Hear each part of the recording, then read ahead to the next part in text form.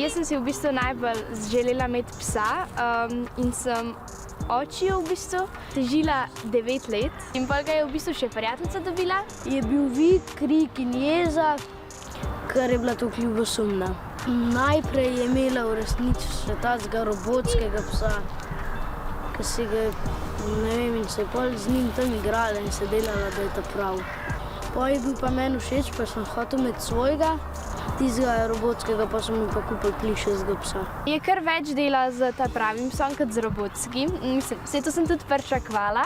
V resnici sem si jaz predstavljal samo cartanje, pa smo jo dobili, pa pač nisem si toliko predstavljal. Treba jo je voziti na sprehode in mi jo peljemo 3-krat na dan.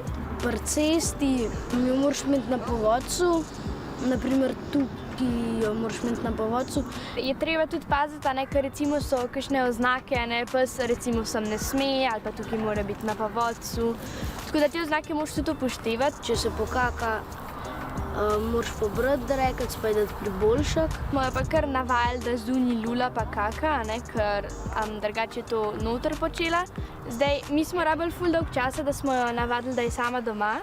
Je hotela zgristi luknjo ven. Je bilo pa to kar naporno, tako. Ker si prišel domov, si vedno čakal, a bojo vrata zagrižena, ne bojo.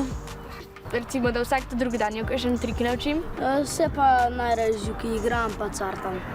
Je pa kar nekaj tako, ker rabiš premisliti, preden ga dobiš, recimo enkrat na 3 tedne rabimo kupiti nove brikete, tudi še stroške od veterinarja. Tudi če je neko delo pa skrb, ki seveda je tudi ful ljubezni pa tako bližine. Pridem domov pa me je tale vsa vesela in mi je to tako ful lepo.